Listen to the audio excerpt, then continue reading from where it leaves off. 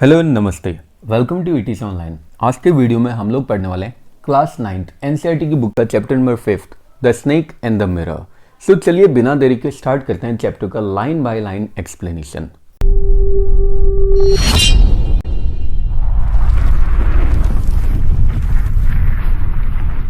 क्या कभी किसी स्नेक ने आपके किसी बॉडी पार्ट को कॉइल किया है? कॉइल मतलब कुंडली मार के बैठा है कभी कोई स्नेक, और वो भी कोई ऐसा वैसा स्नेक नहीं, एक फुल ब्लडेड कोबरा। हम सब लोग ये सवाल सुनते ही एकदम साइलेंट हो गए। ये सवाल एक होम्योपैथी डॉक्टर ने हमसे पूछा था। ये टॉपिक तब आता है जब हम लोग स्नेक्स के बारे में डिस्कस कर रहे थे। हम सब लोग बड़े ध्यान से सुन रहे थे जबकि डॉक्टर अपनी कहानी कंटिन्यू कर रहे थे। सो कहानी है, एक हॉट समर नाइट की बात है, मतलब गर्मियों के दिन थे, गर्मियों की रात की बात है। रात को लगभग 10 बज रहे थे। मैं रेस्टोरेंट में खाना खा के और वापस अपने रूम पे आया। जैसे मैंने दरवाज़ा खोला तो मैंने एक आवाज़ सुनी। ये जो आवाज़ थी ये एकदम फैमिलियर थी। हर कोई ये बोल सकता था कि रूम में मैं रैट्स के साथ रहता था, मतलब चूहों के साथ मैं वो रूम शेयर करता था, मतलब मेरे रूम में बहुत ही ज़्यादा चूहे थे। सो मैंने माचिस निकाली और कैरोसिन लैंप जो कि टेबल पर रखा होता उसको मैंने जला दिया, मतलब कैरोसिन लैंप को मैंने जला दिया माचिस निकाल कर। हाउस इलेक्ट्रीफाइड नहीं था, मतलब घर में बिजली नहीं थी। एक छोटा सा रेंटेड रूम में मैं रहता था। मैं उस समय मेडिकल प्रैक्टिस पे था और मेरी अर्निंग्स बहुत कम थी। मीगर मतलब होता है बहुत कम। मेरे पास लगभग 60 रुपीज़ थे मेरे सूटकेस में। कुछ शर्ट थी और कुछ धोतीज भी थी मेरे पास, और एक ब्लैक कोट भी था जिसे उस समय मैं पहना करता था। सो मैंने अपना ब्लैक कोट उतारा, वाइट शर्ट उतारी, और उस समय वेस्ट मतलब बनियान होता है, और मेरी वाइट बनियान जो कि इतनी ज़्यादा वाइट नहीं थी उसे मैंने लटका दिया, मतलब खूंटी पे मैंने टांग दिया। उस रूम में 2 विंडोज़ थी, उन दोनों विंडोज़ को मैंने खोल दिया।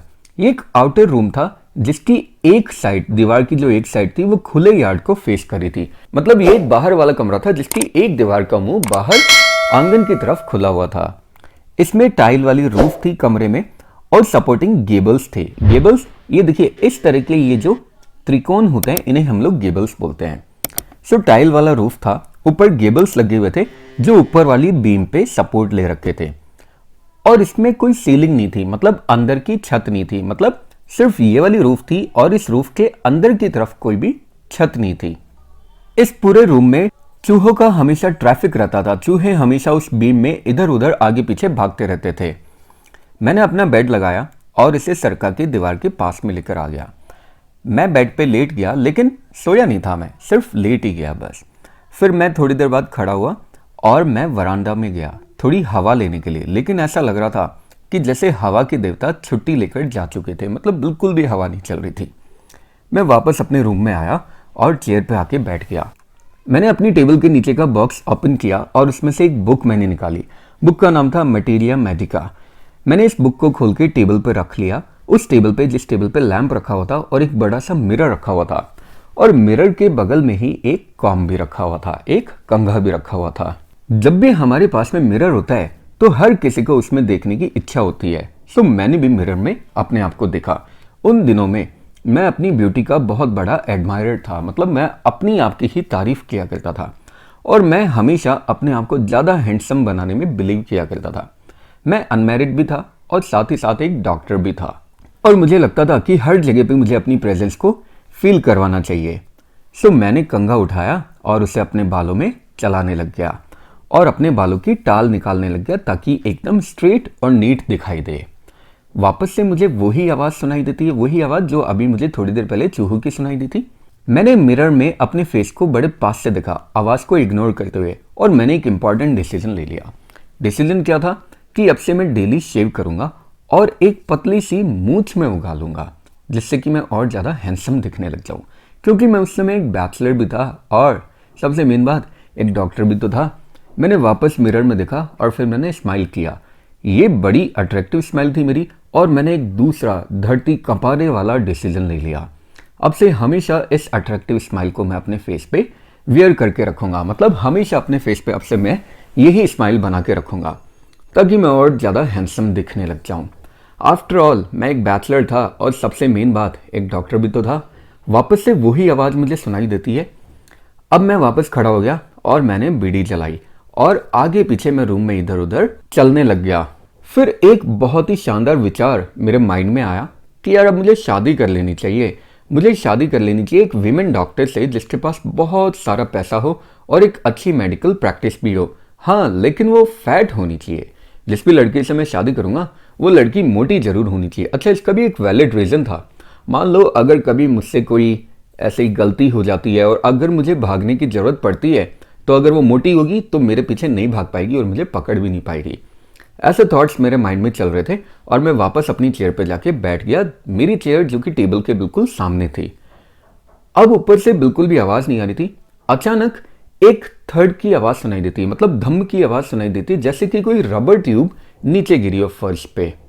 लेकिन चिंता करने की तो कोई बात ही नहीं थी क्योंकि मुझे लगा कि कोई चूहा हुआ नीचे गिरा होगा। फिर मैंने सोचा चलो एक बार घूम के मैं देख लेता हूँ कि नीचे आखिर क्या गिरा है। जैसे ही मैं घूमा, एक बहुत बड़ा सा मोटा सा स्नेक था जो चेयर के पीछे से सर सराते हुए सीधा मेरे शोल्डर पे आके लैंड हो जाता है। अब स्नेक का लैंड करना और मेरा घूमना दोनों एक साथ हुआ, मतलब जैसे ही मैं गर्दन घुमाता हूँ वैसे ही वो स्नेक मेरे शोल्डर पे आके लैंड कर जाता है। अब मैं उछल भी नहीं पाया और मैं कांप भी नहीं पाया। मैं कांपा भी नहीं, उछला भी नहीं और मैं चिल्लाया भी नहीं। क्यों? क्योंकि ऐसा करने का मुझे टाइम ही नहीं मिला। स्नेक सीधा सर सराते हुए मेरे शोल्डर पे आ गया और मेरे लेफ्ट आर्म में आके कॉइल करके बैठ गया। कॉइल करके मतलब कुंडली मार के बैठ गया मेरी कोहनी से थोड़ा ऊपर। और इसने अपना फन फैला दिया और इसका जो सिर था ये मेरे फेस से 3 या 4 इंच दूर था, मतलब बहुत पास में उसका फन था। ये बोलना भी बिल्कुल सही नहीं होगा कि मैं अपनी सांस रोककर बैठा हुआ था। मैं तो एक पत्थर में कन्वर्ट हो चुका था, मतलब मैं पूरा का पूरा पत्थर की मूर्ति बन चुका था। लेकिन मेरा माइंड अभी भी एक्टिव था। दरवाजा बाहर खुला हुआ था और बाहर डार्कनेस दिखाई दे रही थी। पूरे रूम के अंदर अंधेरा था और लैंप की लाइट में मैं वहां पे एक पत्थर की मूर्ति बना हुआ बैठा हुआ था। वो पत्थर की मूर्ति जिसके अंदर मांस है, यानी मांस वाली पत्थर की मूर्ति बना हुआ बैठा हुआ था। तब मुझे इस पूरी दुनिया और इस पूरे ब्रह्मांड के क्रिएटर की प्रेजेंस फील होने लग गई, यानी भगवान की प्रेजेंस मुझे फील होने लग गई। भगवान तो वहां पे थे, लेकिन मान लो कि मैंने कुछ बोला और अगर सांप को पसंद नहीं आया तो, इसलिए मैं अपनी इमेजिनेशन में ही बड़े बड़े ब्राइट लेटर्स में मेरे दिल के बाहर उन शब्दों को लिखने की कोशिश करने लगा। हे भगवान, मतलब मैं मन ही मन भगवान से प्रार्थना करने लगा। बोल नहीं पा रहा था मैं। अब मेरे लेफ्ट आर्म में थोड़ा दर्द होने लगा। ऐसा लग रहा था जैसे एक मोटी लेड की रॉड, नहीं, एक ऐसी रॉड जो कि पिघले हुए आग से बनी हुई हो, वो धीरे धीरे लेकिन पावरफुली मेरे आर्म को क्रश कर रही है, मेरे हाथ को तोड़ रही है, कुचल रही है। मेरे हाथ की सारी स्ट्रेंथ धीरे धीरे खत्म होने लग गई थी, लेकिन मैं कर भी क्या सकता था। मेरे थोड़े से भी मूवमेंट पर स्नेक सीधा मुझ पर अटैक कर देता। मौत मुझसे 4 इंच दूर पर घात लगाए हुए बैठी हुई थी। लर्क मतलब होता है घात लगाए हुए बैठना। मान लो अगर ये सांप मुझ पे झपट्टा मार देता है, अगर मुझ पे अटैक कर देता है, तो मैं कौन सी मेडिसिन लूंगा? मेरे रूम में तो मेडिसिन भी नहीं थी। मैं एक गरीब लेकिन एक बेवकूफ़ और स्टूपिड डॉक्टर था। मैं अपने खतरे को भूल गया और अपनी ही बेवकूफ़ी पे अपने ऊपर ही मैं हंसने लग गया। मेरे ऊपर ही मुझे हंसी आने लग गई। ऐसा लग रहा था कि जैसे भगवान ने इस बात को अप्रिशिएट किया। स्नेक ने अपना सिर घुमाया और इसने सीधा मिरर में देखा और मिरर में इसने अपना रिफ्लेक्शन देखा। मैं ये तो क्लेम नहीं करता कि क्या ये पहला ऐसा स्नेक था दुनिया का जिसने कभी मिरर में देखा है, लेकिन ये तो सर्टेन था कि ये स्नेक जो था ये मिरर में देख रहा था। क्या ये अपनी खुद की ब्यूटी को एडमायर कर रहा है? मतलब क्या ये अपनी खुद की ब्यूटी की तारीफ कर रहा है? क्या ये भी एक इंपॉर्टेंट डिसीजन ले रहा है, जैसे कि मुझे मूछें रखनी है या फिर आई शैडो लगाना है या मस्कारा लगाना है या फिर अपने सिर पे मुझे सिंदूर लगाना है। वर्मिलियन मतलब होता है सिंदूर। मुझे तो निश्चित रूप से कुछ भी नहीं पता था। इस स्नेक का सेक्स क्या था ये भी मुझे नहीं पता था, ये मेल था या फीमेल था, और मुझे कभी पता भी नहीं चल पाएगा। स्नेक ने अपनी कुंडली मेरे हाथ से खोली और धीरे धीरे फिसलता हुआ वो मेरी गोद में आ गया। वहां से रेंग कर वो उस टेबल के ऊपर चला गया जिस टेबल पे मिरर रखा हुआ था, मिरर की तरफ चला गया। शायद ये अपने रिफ्लेक्शन को क्लोजर क्वार्टर से एंजॉय करना चाहता था, मतलब शायद बड़े पास से अपने आप को देखना चाहता था। अब मैं ग्रेनाइट की कटी हुई मूर्ति नहीं था, यानी अब मैं पत्थर में नहीं बदला हुआ था। अचानक से मैं एक मैन बन चुका था, मांस वाला और खून वाला एक आदमी बन चुका था। अभी भी मैं अपनी सांस रोके हुए था और मैं अपनी चेयर से धीरे धीरे खड़े होता हूँ।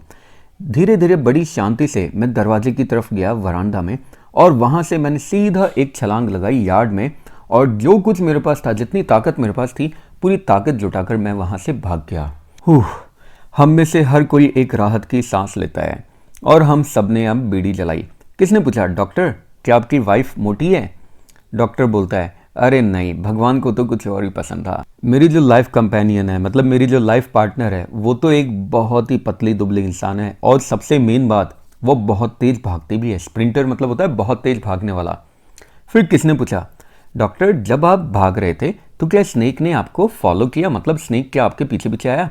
डॉक्टर रिप्लाई करता है, मैं सिर्फ भागता रहा। तब तक मैं भागता रहा जब तक अपने एक फ्रेंड के घर पे नहीं पहुंच गया। वहां जाके मैंने अपनी पूरी बॉडी पर तेल लगाया और जाके नहा लिया, और जाके मैंने बाथ लिया। फिर मैंने फ्रेश क्लोथ्स पहने। अगली मॉर्निंग लगभग 8:30 के आसपास मैं अपने फ्रेंड और एक या दो जनों को साथ लेकर अपने रूम पे गया, ताकि मैं अपना सामान वहां से हटा सकूं। लेकिन हमें सामान हटाने के लिए बहुत कम ही सामान मिला, क्योंकि कोई चोर पहले ही सारी चीजें हटा चुका था। मतलब कोई चोर वहां पे आके सारा सामान साफ कर चुका था। रूम पूरी तरह से साफ हो चुका था, लेकिन पूरी तरह से नहीं हुआ था। चोर ने एक चीज पीछे छोड़ दी थी, जो शायद मेरी इंसल्ट थी। मैंने पूछा, अच्छा सर क्या चीज थी वो? डॉक्टर बोलता है, मेरी वही बनियान, गंदी सी बनियान। वो जो चोर था उसमें क्लीनलीनेस का सेंस था, मतलब साफ सफाई को पसंद करने वाला चोर था। लेकिन वो दुष्ट, वो बेवकूफ, उसे भी लेकर चला जाता। एक या दो बार धोने के बाद में साबुन और पानी से एक या दो बार धोने के बाद में उसे यूज कर लेता। अच्छा डॉक्टर, क्या आपको स्नेक उस दिन के बाद में कभी भी दिखाई दिया? डॉक्टर हंसने लग गया और बोला, नहीं, मैंने उस दिन के बाद से इस स्नेक को कभी नहीं देखा। ये शायद वो स्नेक था जो अपनी खुद की ब्यूटी से ही मोहित हो गया, मतलब खुद की ब्यूटी से ही जो अट्रैक्ट हो गया। टेकन विद मतलब होता है अट्रैक्ट होना। और इसी के साथ ही चैप्टर यहीं पे एंड होता है। आई होप आप लोगों को चैप्टर का लाइन बाय लाइन एक्सप्लेनेशन समझ में आ गया होगा। फिर भी अगर किसी तरह का कोई डाउट है, इश्यू है या क्वेरी है, तो नीचे कमेंट बॉक्स आप लोगों के लिए बनाया हुआ है, उसमें अपने कमेंट्स आप लोग ड्रॉप कर सकते हैं। मैं ट्राई करूंगा जल्द से जल्द उसका आंसर करने की। तो चलिए इसी तरह की और मजेदार और इंटरेस्टिंग वीडियोस के लिए बने रहिए ATC ऑनलाइन के साथ। मिलते हैं नेक्स्ट वीडियो में, तब तक के लिए have a good day, take care, bye bye, जय हिंद, जय भारत, राधे राधे।